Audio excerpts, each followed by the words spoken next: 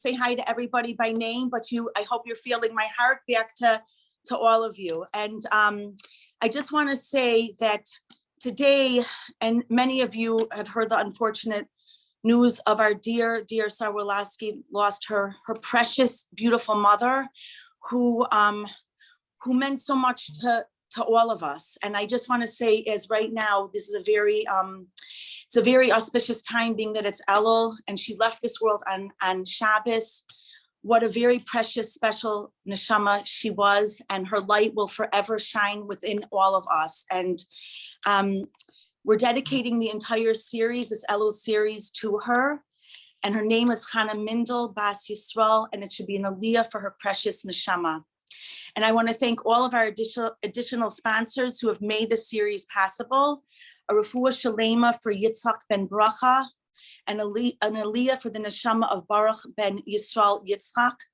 And along with, as I always ask, for my dear mother, Shendel Bas Moshe, and Ruchama Chaya Froma Bas Dov Pinchas, and a Rav Yisrael Noach ben Yitzchak Matisyahu, and Rav Zachariah Shimon ben Yitzchak HaKohen. May it be an aliyah for all their neshamos, and we should be able to be here together to greet Mashiach. And without further ado, Esti, take it away. Thank you, everybody, for being here. Hi, everyone. Thank you so much for inviting me to give this share today. And the title of this share is to upgrade your Elul.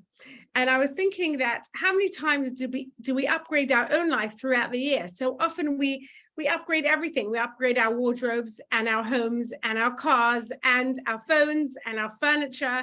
And we kind of unconsciously, automatically upgrade our lives all the time. Oh, that's a better version of whatever it is, and I have to go get it. And in fact, the advertising company relies on our need to upgrade everything all the time, preys on that, and then advertises that, I know you have this, but really you want that. That's a little bit better. That has a little bit more, right?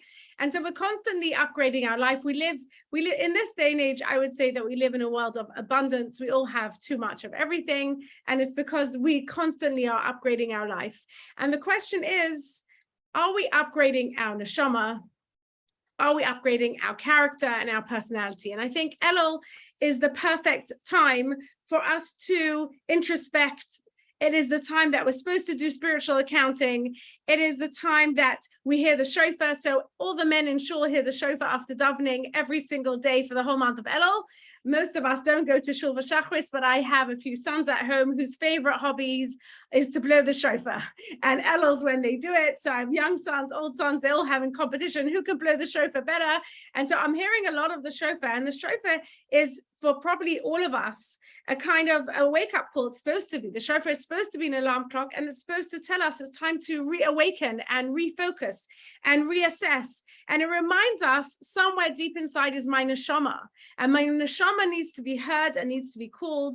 And it's definitely a time for us to examine ourselves and to upgrade ourselves. And I think that the first thing we have to discuss really, or think about really, is that spiritual life is never about the destination. It's always about the journey. What does that mean? It means that we are constantly trying to work and grow in ourselves. And therefore, if you aren't doing something now, it's not that we're never going to do it, but rather we're just not doing it yet.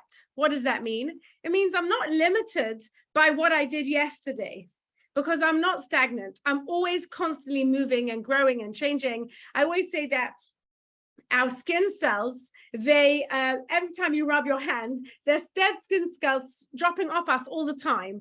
And every 90 days, we have a totally new skin that we don't even realize, meaning that we are constantly evolving and changing. And through every experience we have and every person that we meet and every growth opportunity, we are constantly moving and changing. And what that really means is that we are never not doing something. We're always just not doing it yet.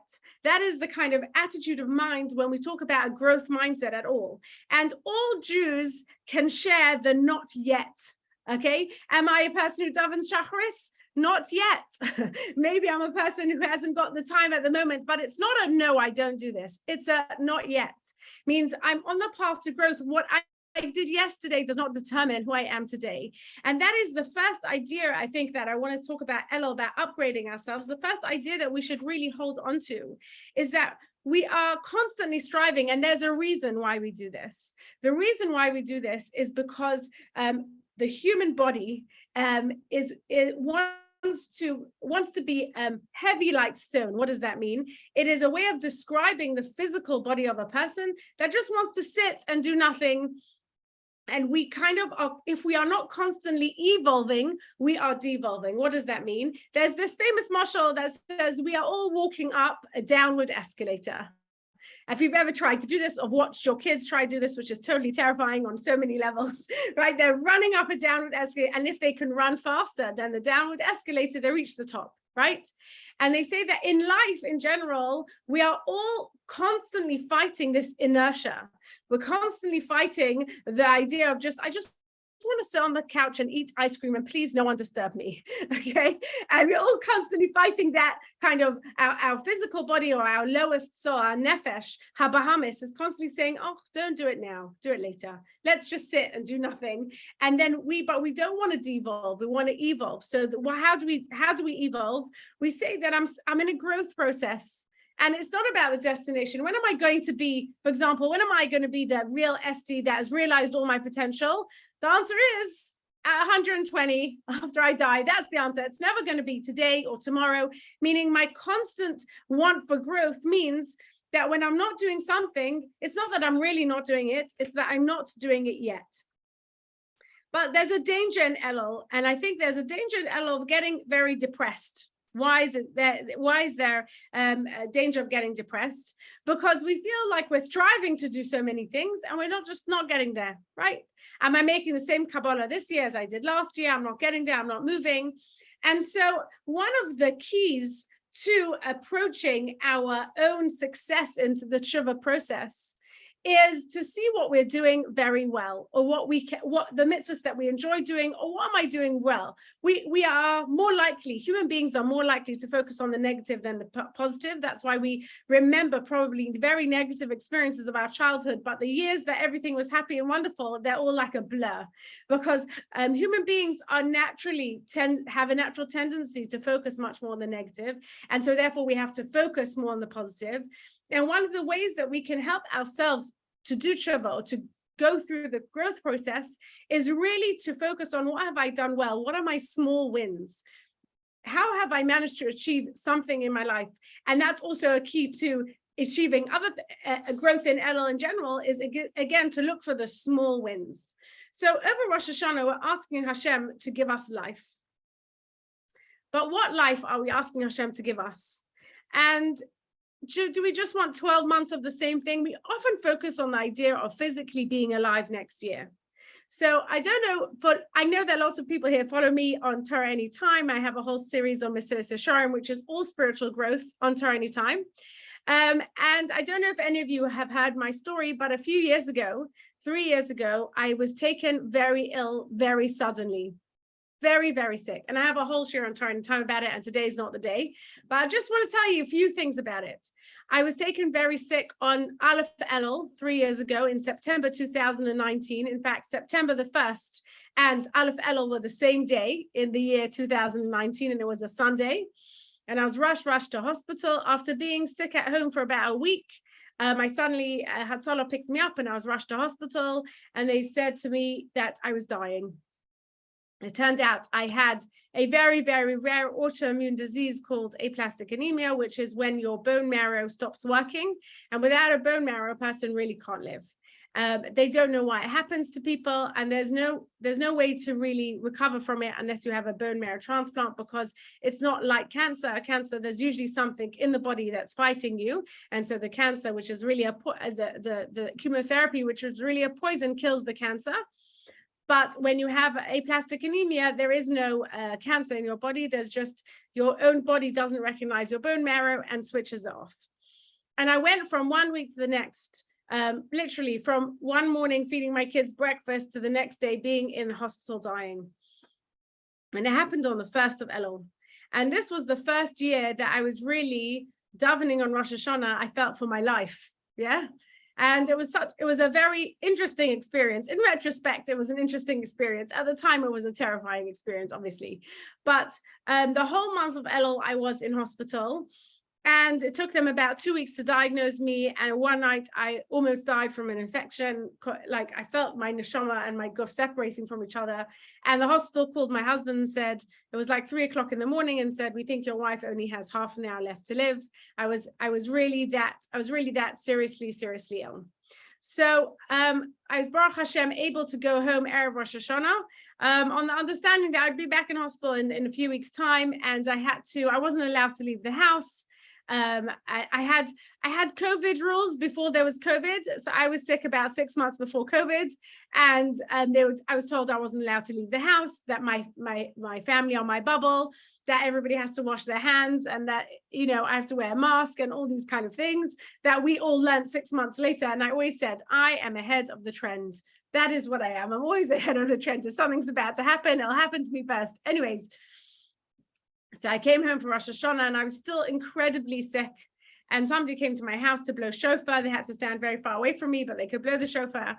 And I was standing there davening for my life, because the doctor gave me like a 50% chance of surviving the next few months, about a 50% chance if I was lucky. It was really 40%, but because of certain things, maybe 50%.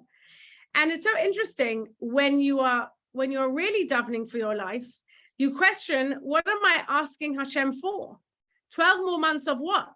Because in the end, eventually everybody dies. This week in England, the Queen died, right? She was 96 years old. She lived a very full life. She did a lot of good work. And she obviously was eventually going to die. So it wasn't like a big tragedy or a big shock, but it's still like she's been around forever. And now she's suddenly not around, but everybody dies. So when I'm standing before Hashem as a young mother, incredibly sick, and I'm asking Hashem for life, what am I asking for? 12 more months of what? And, everything that you think is important, suddenly you realize how unimportant these things are when you're really fighting for your life. And, I'm like most women, like 90% of women, always struggling with my weight. Some weeks are good weeks, some weeks are bad weeks, tried every diet on the market, depending on like what I'm doing in that moment. Yeah, right. And then that few months that I was very sick, I couldn't put a piece of food in my mouth. One of the ways your body starts dying is when you stop eating, really. And that's why when you come into hospital very sick, or you go to the doctor very sick, one of the questions they ask you is, have you lost weight recently? That you are like expected weight loss. And one of the reasons is because when your body is dying, you no longer have appetite for food. That's why elderly people eat less and less and less and less until they stop eating. And the few months that I was very sick, I didn't have any appetite for food. It didn't appeal to me. I felt nauseous even just looking at food. And I was losing a lot of weight, which is something, it's like a goal of every woman. Halavai, right? Can I lose like the 10 kilo this month because I have a wedding to go to, or whatever it is, I want to fit into that dress, yeah? Halavai, right? And here I am, finally losing all the weight. And to the extent that I couldn't care about my external looks was shocking to me even. And to the extent that all the things that I thought I was really annoyed about or upset about, all the people that I was upset about, or whatever issues that I was having, all fell away. Why? Because when you really are fighting for your life, then you realize that your body and your externals are just that. It's just your body is really just clothes for your soul.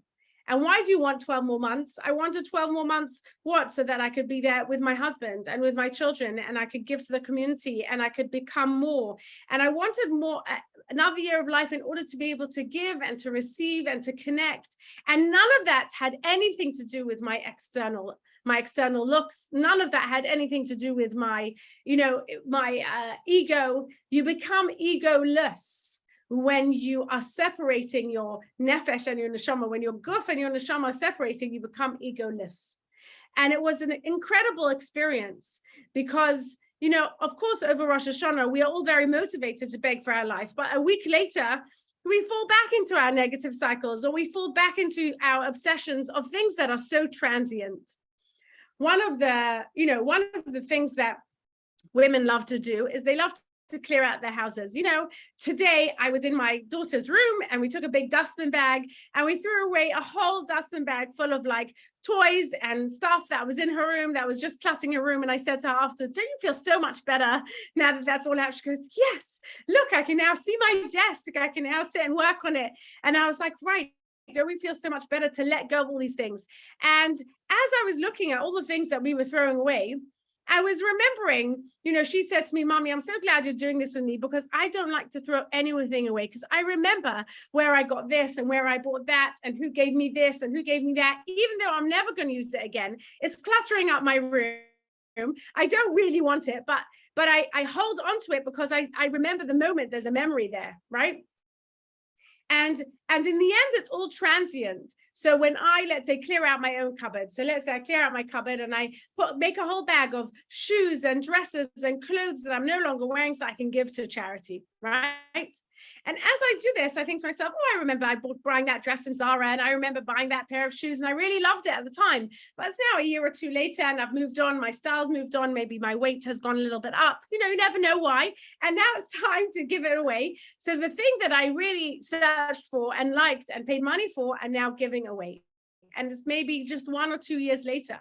So it's so transient. I remember this story there. I remember, I forgot who the Rebbetzin was, but I remember hearing the story, and I thought to myself, if we really understood this story, this is a life-changing story. And I've mentioned it in a few shurim, so if people who are listening to my shurim on Torah in time, you'll recognize the story. But there's a story of this Rebbetzin who opens the door, and standing outside the door is a woman who is a very poor lady. And she says to this, can I please have some tzedakah? So the woman gives her some tzedakah, and she says, I don't have any clothes. Do you have any clothes to give me? So we all have clothes in our cupboard that if a lady standing outside her door needs clothes, so the Rebbetzin goes 1 second, she goes upstairs to her house, she takes her bag, she puts her clothes in that she doesn't wear anymore, and she gives it to the lady standing at her door. And then the lady says to her, I really like the dress that you are wearing. And so the Rebbetzin says, no problem. And she goes upstairs, takes off her dress, puts on different clothes, comes downstairs and gives the dress that she was wearing to the poor lady, wishes her a lot of hatzlacha, and closes the door. Now listen to this amazing woman. What does she know, this Rebbetzin? What does she know? She knows that the dress that she is wearing now, that she likes very much, otherwise she wouldn't have put it on this morning. This dress, in a year or two time, will either get a hole in it, or get a bit grubby, or get old, or I'll give it away, or I won't give it away, or I'll lose it, or whatever. This dress is transient. It's not eternal. But if I now give this dress to this poor lady, this dress becomes eternal, because the mitzvah that I do with it is eternal. Can you imagine being the kind of person who can make that cheshbon, that calculation, standing at the door without any of the distractions? You know what the distractions are? What a chutzpah, this woman standing at my door, asking for the clothes that I'm wearing. Who does she think she is? And maybe you'll say no and slam the door in her face, and then tell your friend tomorrow when you go out for coffee, do you know what a chutzpah? A woman came to my door and she asked me for the clothes on my back. How dare she? That's all the distraction. That's all the Yetzer Hara. All of that. Because the real thing that we're trying to strive for is the idea that we are going only for eternal things. Everything is transient. My coffee table and my couch and my car, because every 5-10 years my car breaks, I get a new old car, or whatever it is. Even my shaitels, every few years I see a shaitel, I don't really wear it anymore. And I always say to my boys, I daven to Hashem that I find somebody to give it to. And this actually happened to me a few years ago. I was thinking to myself, gosh, there's a shaitel I don't wear anymore. I really want to give it away. I don't love giving it to the gemach, because the gemach ends up often selling it. And I wanted to give it to somebody for free. And as I was walking around the kosher shops, a woman comes up to me and says, I really love your shaitel. I've been to the gemach, but I can't find it. Where did you get this shaitel? And I said, you know what? I have a shaitel in my house I never wear. Let me give it to you. I'm so excited. And I said, that morning I davened to Hashem, let me be able to do a mitzvah with this shaitel. Now, had I spent money and time on this shaitel? Absolutely, for years. But now I no longer wear it. What do I want to do with it? I want it to survive eternally. How do I make it mine for eternity? I do a mitzvah with it. And this is something that's so interesting, because when you learn the Ramchal, the Mesos Yesharim, which you will if you go on Torah Anytime and listen to my Ramchal Shurim, the Ramchal defines spirituality as Devekis Hashem, which is a union with Hashem. And he says one of the main ways to achieve this is by doing mitzvahs, because mitzvahs is the will of Hashem. But the problem is that when you grow up from You learn how to do mitzvahs before you understand the deeper meaning, what a mitzvah is. And then sometimes we never get to the understanding of what the deeper meaning of the mitzvah is. And then the mitzvah won't take us where we need to go, which is in relationship with Hashem. What does this mean? What we're supposed to do, a mitzvah is never an end in itself. It's a means to an end. So let's say I keep Shabbos. The keeping of the Shabbos is not the ends in itself. It's the means through which I can gain a closer relationship with HaKadosh Baruch Hu. We're coming up to Rosh Hashanah Yom Kippur Sukkot. Let's say I build a sukkah. I love sukkahs. One of my favorite holidays. But my kids tell me that I say that about all holidays. So I don't know. But I love decorating my sukkah. I love my staple gun. It's my favorite thing. And I decorate the whole sukkah, and then I stand for hours like, where should I put this work of art or that work of art or that kid's painting that is not such a work of art, but I'm going to put up anyways, right? And what can I order from AliExpress or Amazon to decorate my sukkah with more, or whatever it is? And I put a sofa in my sukkah. I like, right? And I beautify the mitzvah. What is it? But sitting in the sukkah is not an end in and of itself. It's a means to an end. What does it mean when I sit in my sukkah? When I sit in my sukkah, I think to myself, I'm sitting tachas kanfei hashchina. I am under the auspices of Hashem. This is temporary. Do you know what else is temporary? Everything. Even my main house that I'm not sitting in, that's also temporary. Even my own life in this world is what? Temporary. The idea of Sukkot is that I feel vulnerable to the elements, and I remember who is really protecting me. Not my house of bricks and mortar, but HaKadosh Baruch Hu. That's who's really protecting me. But the problem is that often when we keep mitzvahs for a long time, we get very bored or disconnected or sometimes overwhelmed. You can tell me all the emotions that you feel over keeping a certain mitzvah, right? And then what happens is it doesn't do what it's supposed to do. So let's say you feel very overwhelmed by sukkahs. Oh no, I have to build a sukkah. I have to invite guests. I have to make a tablescape that's as gorgeous as the one in the mishpacha. Otherwise, who am I really? And I have to make like 8 different types of meats and 10 different types of salad. And I'm so overwhelmed. And I can't believe this is what Hashem wants us to do over sukkahs. And I'm going to sit and cry about it. So again, sukkahs won't take you where you need to be, which is tachas kanfei. The direct, protection of HaKadosh Baruch Hu won't feel like that for you. It will feel like overwhelmed and a burden. And this is what happens. But it's so interesting because in the morning, every morning, we daven to Hashem. B'sar gilenu, b'sar esecha. Please get us used to, get us habituated to doing your mitzvahs. We daven for that every single morning in the morning brachas. B'sar gilenu, b'sar esecha. And yet, when our mitzvahs become habitual, that is when we often get stuck because every mitzvah, the whole point of every single mitzvah, from lighting your Shabbat candles to taking challah, to davening, to making a bracha on your food, to doing a chesed, giving tzedakah, every mitzvah is supposed to connect us with HaKadosh Baruch Hu. And it's interesting to me that lots of women who live very committed lives and have been doing so their whole life, just like me, don't feel the connection, and yet our day is filled with mitzvahs. So the question is, what is the disconnect? Why am I feeling so disconnected if really these are supposed to connect me the most? If I can tell you every single moment of the day I'm doing a mitzvah. I'm thinking about doing a mitzvah, I'm about to go do a mitzvah, I'm planning to do a mitzvah every day, all the time. In fact, we are told that even if you go out to work and you get paid to do it, if you think to yourself, if you have the kavanah that you're doing a mitzvah, then the whole day is a mitzvah. So my husband is a therapist, a psychotherapist. And even though he gets paid by people to listen to their problems and help heal them, if he says to himself, I'm doing this as a mitzvah, he also gets the mitzvah. This is true about everything. If you're an OT, a PT, if you're a bus driver, if you say, I want to do the mitzvah of chesed, of bringing people from A to P, even if you get paid for it, you still get the mitzvah. What does that mean? It means that these mitzvahs that are supposed to connect us with Hashem, they're not connecting us. And the reason why is because we're not really having kavanah in it, because b'sar gilenu, b'sar esecha, we're so used to it. And I think part of the Elul avodah is that we stop and think about what are the mitzvahs that I'm doing. I'm davening. Do I have kavanah when I say a bracha? Do I have kavanah when I say a? I often think about, I have a mashal for you about saying a bracha. One says that my internet connection is unstable. Okay, let's see. You tell me if I freeze. Somebody write a comment if you can't hear me or see me. Okay.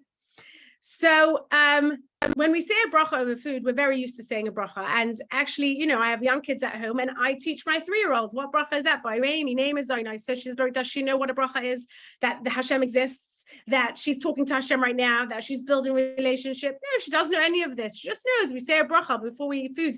And we do this to all our kids. We teach them how to do mitzvahs before they gain an understanding of why they're doing the mitzvahs, because we want them to be used to. We want to give them good habits. That's basically what it is. We want to create, we want to give to our children, we want to level them up. So we want to give them the good habits, take them through. But what happens is that sometimes if we don't understand the meaning behind the mitzvahs that we're doing, it's very hard to stay committed to the relationships that we don't understand without feeling the connection. Okay, somebody said that my is getting a bit choppy. Can everybody go like this if you can hear me? Yes? No? Okay. Okay, fine, cake. Either somebody else in the house would have eaten it, or the cake would have flopped when I took it out of the oven, or, you know, there's any amount of reasons I'd feel nauseous, so I wouldn't be able to eat the cake today. There's many reasons why you wouldn't be able to eat that piece of cake today, but only by the grace of Hashem, by the grace of God, am I able to eat this cake today. What does that mean? When I say a bracha, it's not because I am paying Hashem for the food, but rather I'm acknowledging that Hashem has a hand in everything in my life, including this piece of cake. And I would not be able to eat this unless Hashem would allow me to eat it. And therefore, this is a gift from HaKadosh Baruch Hu. And when I say a bracha, what I'm really saying is, wow, this is a gift from Hashem. But we don't think of that. When we say a bracha, we kind of bray minei mazoi, and then the noise is already with the cake in our mouth. Yeah, bray minei mazoi nice, right? Right, we kind of like, don't even hear the end of our bracha. Why? Because we don't understand that this mitzvah of saying the bracha is an opportunity for us to connect with HaKadosh Baruch Hu. And every time we connect ourselves to Hashem, we raise our own selves, and we are then in the place of our neshama, not in the place of our nefesh. Just to give us like a baseline of this, there is like 5 levels of neshama that I learned from my teachers. I think this is all Kabbalah. I've never read it inside. There's 5 levels of neshama. Apparently there's really 7, but the 5 that we could probably reach is nefesh, ruach, neshama, chaya, yechida. Okay. So most of us are actually in our space of ruach. Interesting. Which means most of us are really between our nefesh and our neshama. And our ruach is where our free will is. And sometimes we connect with our neshama and sometimes with our nefesh. So let's say I'm starving, hungry, and I just grab the piece of cake and I eat it while standing by my counter. I don't even say a bracha. So this is my nefesh, my lowest self. And let's just grab the cake and eat it. You're just hungry, right? Our neshama, our higher place of self, of course, chaya yechida is even higher. Those are for the gedolei hadar. Or perhaps there's some women here who have achieved that level, not me. But the neshama place is I'm going to sit down, I'm going to eat this piece of cake, I'm going to say a bracha, I'm going to recognize that Hashem gave this to me, that this is a gift, and therefore it will nurture me, not only physically, but it will nurture me spiritually. And that this is an opportunity for me to connect with my Creator who's given me everything, right? So that's what every mitzvah is supposed to be. But I think that we are in a place where it's hard for us to connect with that when we're so used to all the mitzvahs that we're doing. So Elul is a good moment for us to make sure that we do a cheshbon of the mitzvahs that I am already doing. See, lots of people say in Elul you should take on an extra thing, or definitely in Aseret Yemei Shuvah between Rosh Hashanah and Yom Kippur, you should take on an extra thing. And I always think to myself, lots of us are doing a lot, but are we really doing it properly? Maybe the extra thing we should take on is to say a bracha with a kavanah. Maybe that's the extra thing. The extra thing is actually use the mitzvah that I'm already doing and use that to lift me up spiritually, because that's already there waiting for me. That opportunity is already there waiting for me.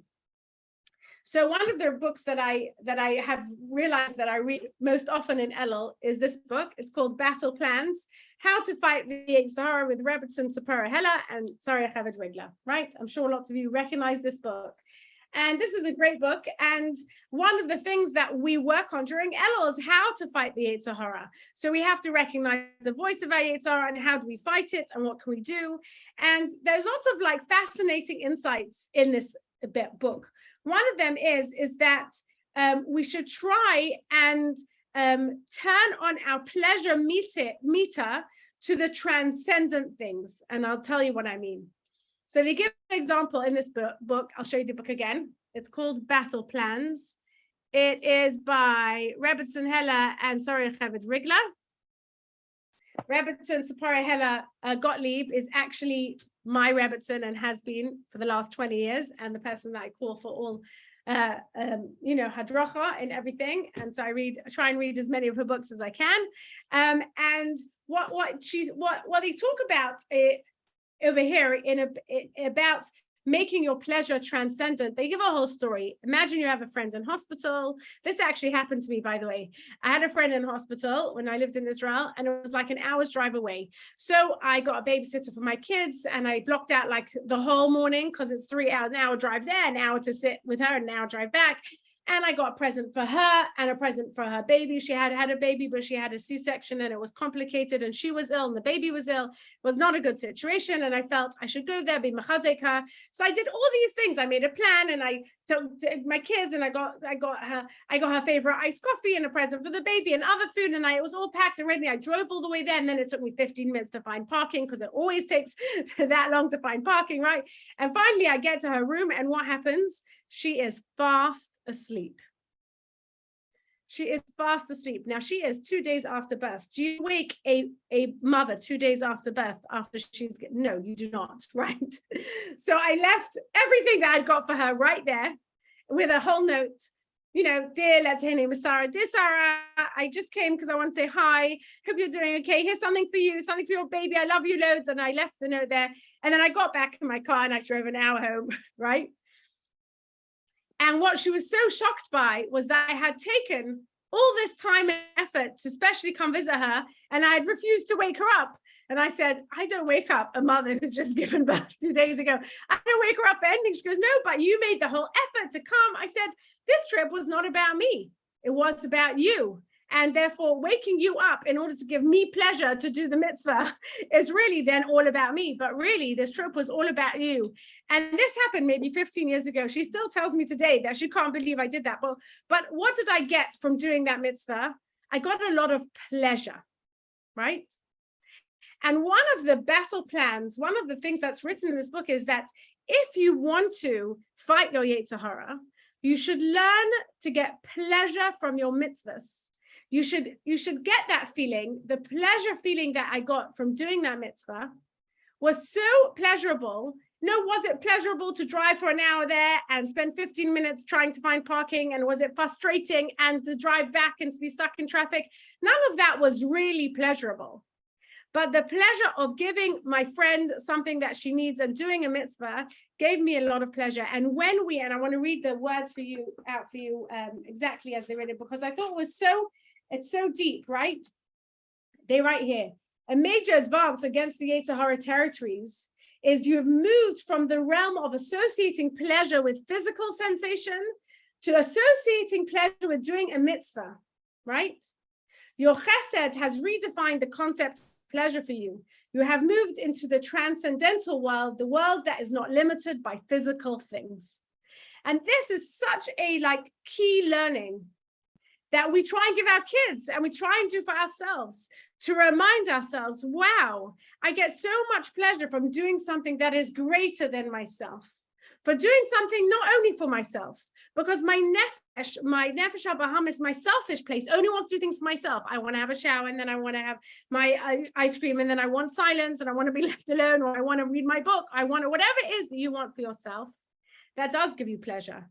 Having a shower in peace and quiet really does give you pleasure. Reading your favorite book and nobody disturbing you really gives you pleasure. But you know what gives you more pleasure? And you know what we should teach ourselves? And you know how we should teach this to our kids? Let them feel the pleasure of doing a mitzvah. And then they say, I feel so good about this. I feel so good about this. I'll give you an opposite example that happened to me actually this Shabbos. So I have a few boys and a few girls, Baruch Hashem, B'li Ayin Hara. And I went with my daughter, who is almost bat mitzvah. I went with her to a kiddush to wish Mazel Tov, just me and her. And we walked there, we wished Mazel Tov, we walked back. And as we walked back, we walked behind a family, a man with 4 children. They were all teenage children. And they wished me a good Shabbos, and they were walking past us quite fast. Probably they were late to their lunch or whatever it was. And the girl was wearing quite a short skirt.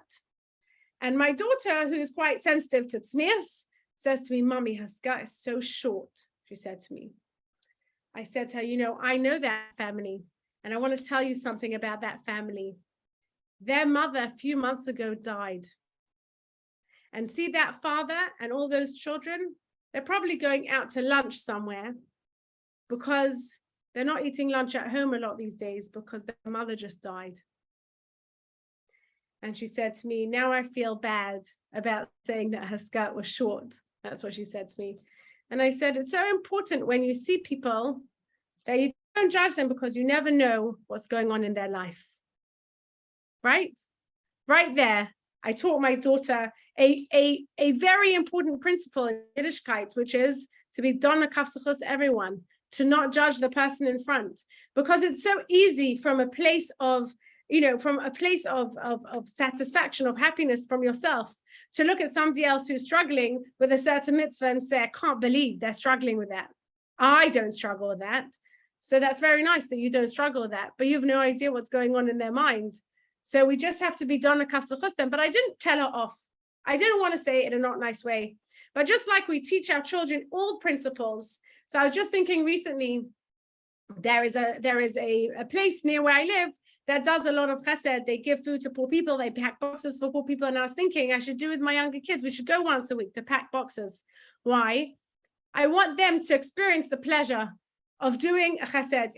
I want them to experience pleasure in mitzvahs. Why? Because that is transcendent. And that is something that will lift them spiritually, will help them listen to their neshama voice. It's very important to be able to do those things. And that is the whole idea of Elul. Elul is the time to make an accounting. Am I working on getting pleasure from my mitzvahs? How do I work on getting pleasure from my mitzvahs? How do I work on being spiritually connected in general? Okay. So another major principle, and really I should have said this first right at the beginning, but this is a major principle in general with spiritual connection, is that it's very, very important to have gratitude to HaKadosh Baruch Hu. And in fact, in this book, Battle Plans, they say that as the first battle that we have to fight with the Yetzer Hara. What does the Yetzer Hara want to tell you? The Yetzer Hara is always telling you what you don't have. Okay, your inner voice is complaining all the time. This is your Yetzer Hara. So I'll give you an example. Down in my house downstairs, we have a very open plan kitchen, dining room, living room, a bit like in Israel, where everything is just basically one big room. Okay. And during COVID, I realized how bad that was because everybody needed a different room for a different Zoom, for a different class. Ended up, everybody had to be in their own bedrooms in order to do this because downstairs, the place was very open plan. And I love open plan in theory because it sounds lovely. Then we're all really together in one big room all the time. And isn't that so wonderful? And families should be together, but in practice, really, you need doors. Okay. So ever since COVID, I've just been like, I wish we had doors, but doors cost thousands of pounds and I'd have to reconfigure my downstairs. So it's no open plan, which costs even more money. And who has that money? And I don't, and this is just crazy. And so I sometimes sit down in my lounge and I go, I just don't have doors. And I get very upset with my lack of doors. Anyway, we had guests over recently from Israel for Friday night this week, and they're like, wow, we love your house. Your kitchen is so big and it's so spacious, and we can see everything. And I was just thinking, wow, I sit and think to myself daily, I wish I had doors. That's what I think all the time. And they come and they see everything I have, and I have a lot, and I see everything I lack. And that is called my Yetzer Hara. My Yetzer Hara is there to tell me, you just don't have Esti. You just don't have enough. You just don't have what you really want, what you really need. You really wish you were something. You can sit there and you can be in the ultimate comfort and still look for what you don't have. And this is the voice of the Yetzer Hara.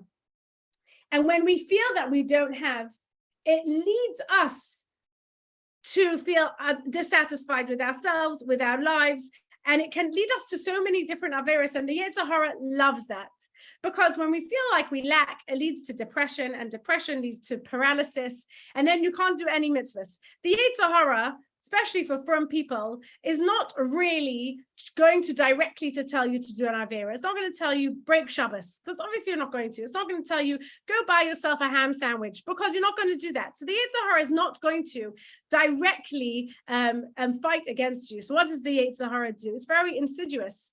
It eats away at your own happiness by telling you, you know what, you just don't have what your neighbor has. You just don't have your 30th pair of shoes. You just don't have the perfect dress for that occasion. You just don't have, you just don't have the tablescape that your neighbor does in your sukkah. And now you just don't have. Whereas really, if you would focus on what you did have, wow, I have a sukkah.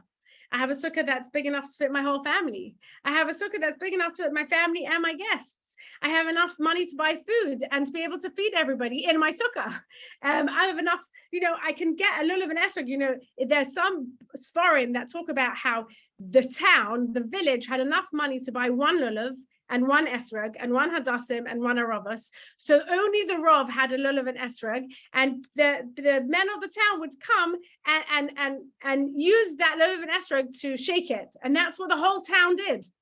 And I think to myself, we live in a world of abundance. I have a husband, lots of teenage boys. Everyone not only gets their own sets, but they go for hours to look at the perfect esrog, to find the perfect esrog. They have a choice between 800 esrogim, right? They then take the esrog and they go show it to Rav, and then they return it to find another esrog. What world do we live in, right? Where like, if you read about the world that they lived in the olden days, to do this mitzvah of shaking the lulav and esrog was so difficult. Sometimes the whole town would have to get together to save up to buy one esrog that would be imported from another country that they would spend a long time trying to get just to do this mitzvah. And we just totally take it for granted. Yeah, sure, go look for Arba Minim, come back, go look again 3 hours later, come back. There's loads of places. Where do you want to go today to look for Arba Minim? Like, we live in the world of abundance, but there's always going to be the lack in your head. No, I didn't get the perfect esrog. I could have got an even more perfect esrog if only I would have gone to the different, that's the men's Yetzer Hara. And the woman's Yetzer Hara is I could have got a better pair of shoes, a nicer dress. I could have got better crockery or cutlery. I could have made a better dish if only I would have started earlier, for some reason. Instead of seeing everything that we have, we see everything that we lack. And that is the first tool of the Yetzer Hara. And therefore, we have to have a battle plan for the Yetzer Hara. So what's the battle plan for the Yetzer Hara? So I have my own personal battle plan, and this is it. I say Nishmas Kol Chai every single day. And I want to tell you when I started saying it, during COVID, the first 12 weeks of COVID, when we were the whole world was in lockdown in those 3 months. Yeah, it was like Pesach time, right? It was April, May, June. For 3 months, nobody left their house. Around the world, nobody left their house, right? And when you're at home with lots of children, and some of them are young and some of them are older, and they're all frustrated and they're all stuck in the same house, right? And as a mother, you're serving breakfast, lunch, and supper, and you're being the teacher and the babysitter, and there's no break, and no one's going anywhere, and there's no babysitting, and there's nothing, right? So you're really like, so I would say that my family thrived during COVID at that time, mainly because that was the time that I got better from my illness.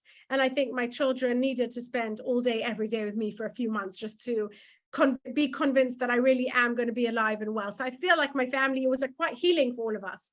But I would say about a month into it, just after Pesach, I started to get very annoyed at everything and at everyone. Now there's a principle. The principle is that about 10% of your life is always going to annoy you. And that's like average, that's fine. There's always going to be the neighbor or the kid or the thing that you don't like doing, or you hate folding laundry or washing the dishes or hoovering your house, or there's 10% of your job that's going to just be scut work that you don't like. That's normal. But I learned from my teachers that if everybody's annoying you all the time, then it's not them, it's you. And I just love that principle. It's a principle I live by. If I come downstairs and everyone's annoying me, I have to go upstairs and put myself back to bed, because it's not them, it's just me, okay? So I came to a place where just everybody and everything was annoying me. And I realized it's not them, it's me. And what I realized is that I was so busy doing like tiny little acts during the day for everybody else all the time for 24 hours, 7 days a week, that I no longer had a perspective on my life of gratitude. I was like, oh my gosh, they're making a huge mess after breakfast, and now I have to serve lunch, and I don't know what to make, and that one's kvetchy, and that one won't do their homework, and this one is, and I don't want to play Uno one more time, and like, why is this kid constantly bickering with that kid? And I was getting very frustrated with the minutia, with the tiny things. But anybody who would step back and look at my life would say, Esti, wow, you're well, you're healthy. You just survived a disease that 50% of people don't survive. Your kids are all healthy. You can order food to your door and it arrives at your door. You have enough money to feed all your family. Everybody is well and healthy. You can hang out with your kids. You even have a garden to sit in, which not everybody does. Some people live in apartments and they don't have an outdoor space. You have everything. And I thought to myself, how can it be I have everything and I can see none of it? And my Yetzer Hara really got me very good. I could see none of it. And that was when I decided that I was going to say Nishmas Kol Chai for 40 days. Why? Because Nishmas Kol Chai is an incredibly powerful prayer of gratitude. And it gives you a perspective. What's the perspective? Hashem has given me everything. I have everything I need. There is nothing I lack. Everything I need, I have. And this is so important. This is the armor that you need to protect yourself from the Yetzer Hara, who's trying to tell you, you don't have. You just don't have. You don't have the house you want, or the car you want, or the kids that you want, or the husband that you want, or the job that you want. You just don't have. You don't have. You don't have. The Yetzer Hara is so good at getting us, because once we feel that we lack, it's very hard for us to do mitzvahs, connect with HaKadosh Baruch Hu, raise our spiritual level. It's very hard to do anything, because what do I have? I don't have. And so I decided to say Nishmas Kol Chai every day for 40 days, because I needed and so interesting, because you would think I was doing so many things. What I would not decide to do is add more to my life. My life was so hectic in those 12 weeks. I don't think like I stopped moving for a second. I said to my husband, it's like we're Noach and Nama in the Teva. That's what it felt like. There was not a second, like I was eating standing up while I was running after the next kid or the next thing to do, right? That's what it felt like, a 24-hour job. And I thought, how can I help myself? And I thought, I know, I'll add a tefillah. I'll add a commitment, a 5-minute commitment of my day to regularly demonstrate gratitude to Hashem. But not only demonstrate, remind myself of how much I have. Because when we do that, we have created, in the war against my Yetzer Hara, in the battle plan that I have to have against my Yetzer Hara, my first fight is going to be with everything I don't have versus everything I do, because we live in a world of abundance where it keeps reminding you that you don't have the latest iPhone or the latest handbag or the latest car or the latest house or the latest whatever, and it keeps reminding you of your lack. And so your Yetzer Hara loves that. Yay, amazing. Let's get Esti so depressed about the things she doesn't have that she's not able to do any mitzvahs, that she's not able to daven to Hashem. Let's do that. And when I started saying Nishmas Kol Chai, it was life-changing.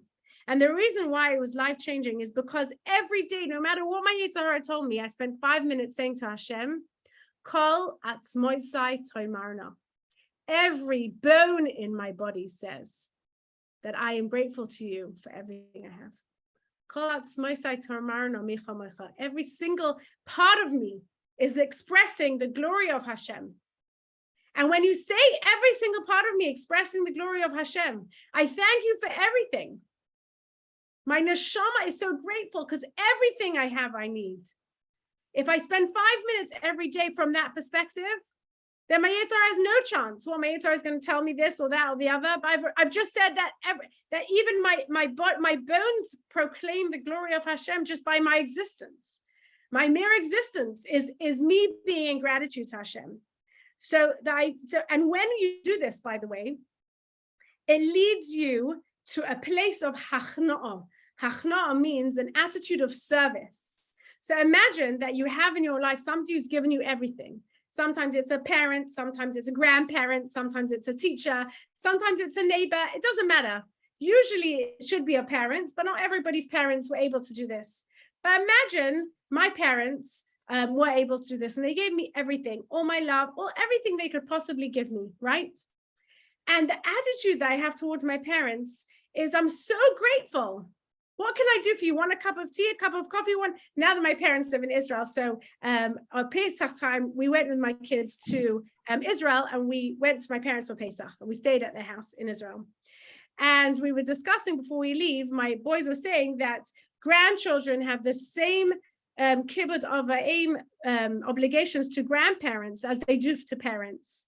Because I was saying how I'm so excited to be able to go to Israel and to be able to do kibbutz of aim. I can't do it from so far away. So when I'm at my parents' house, I can actually do the mitzvah, and I'm really excited to do that. So my kids were saying to me, my older boys were saying, also grandchildren have the same requirements. So I said, well, it just depends who runs faster.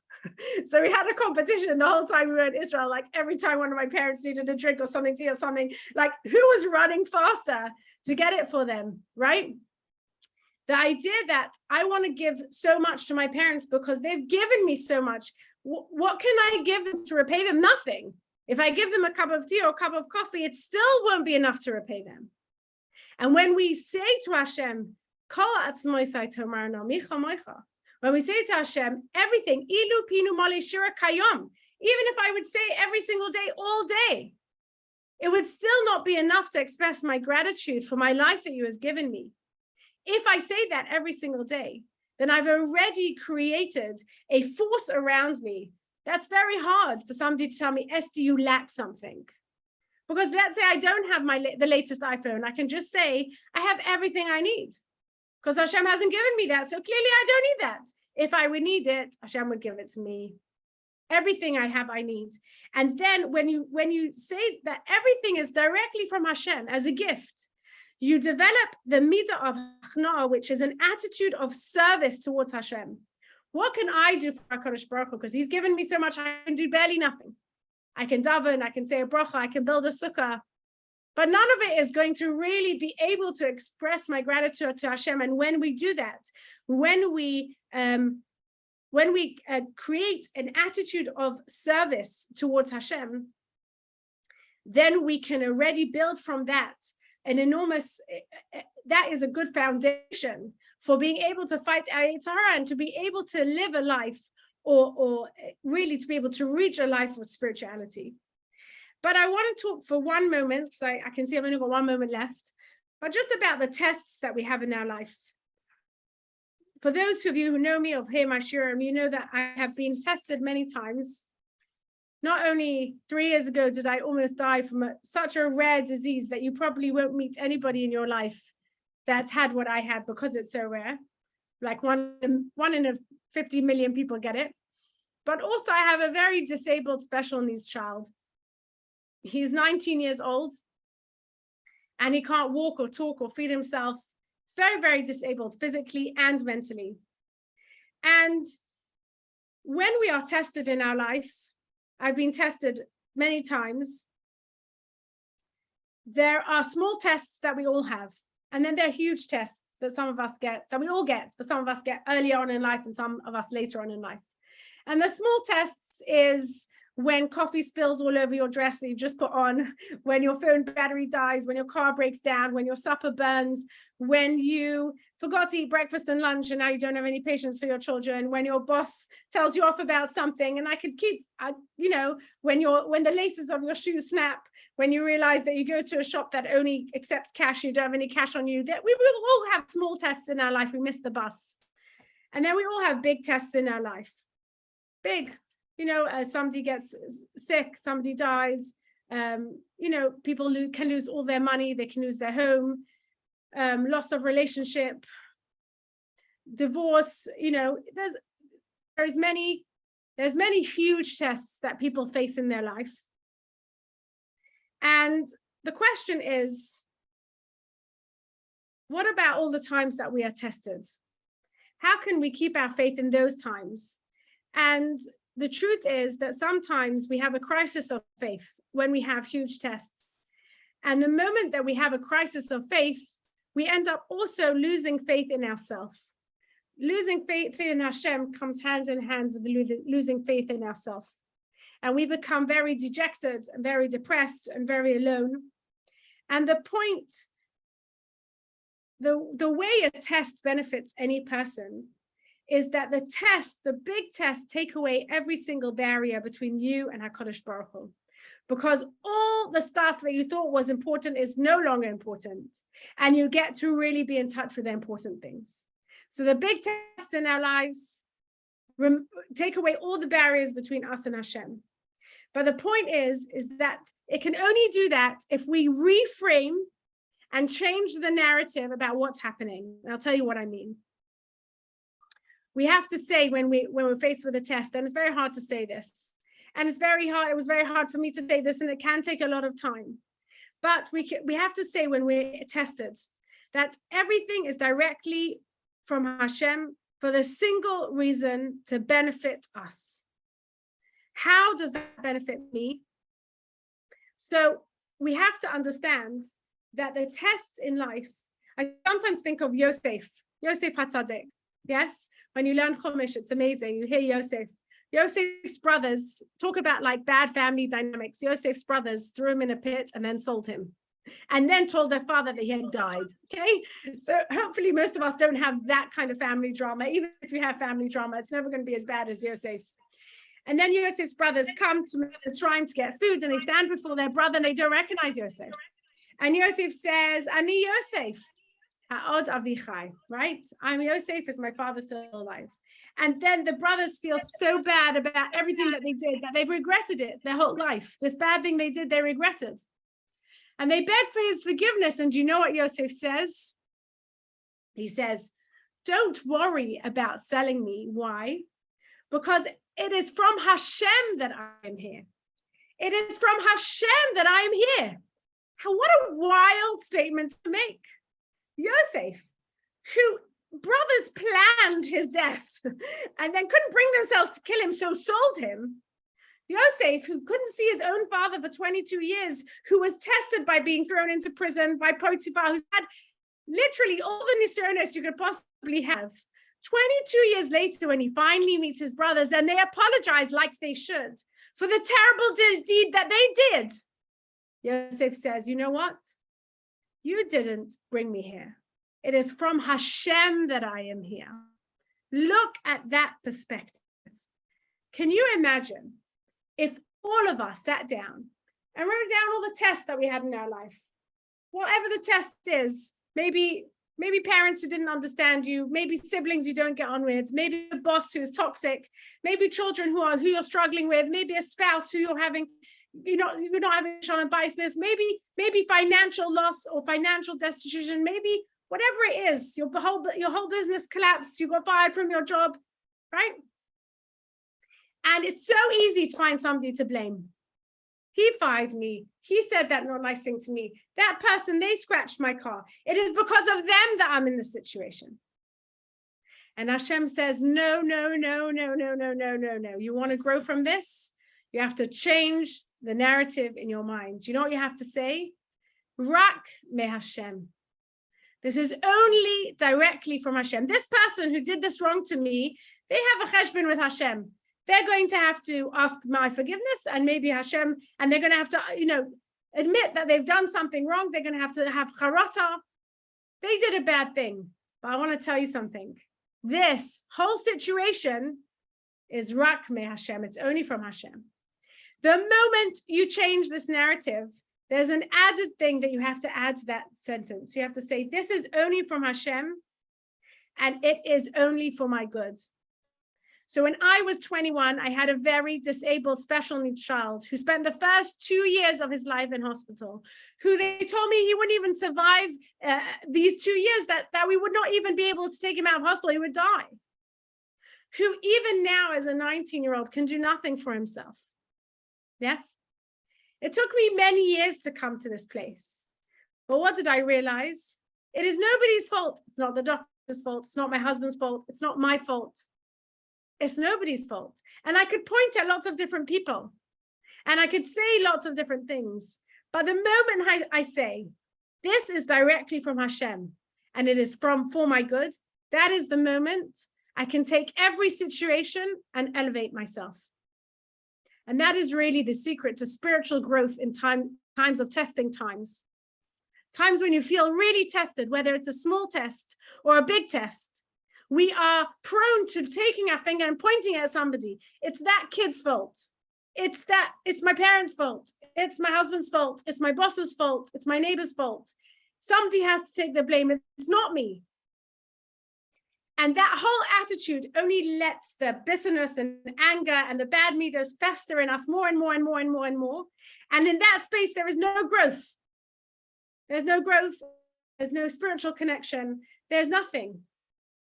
And in this life, we have to know that if we want to spiritually elevate ourselves, if we want to feel connected to HaKadosh Baruch Hu all the time, if we want to grow during this month of Elul, we have to think to ourselves, what are the hard things in my life?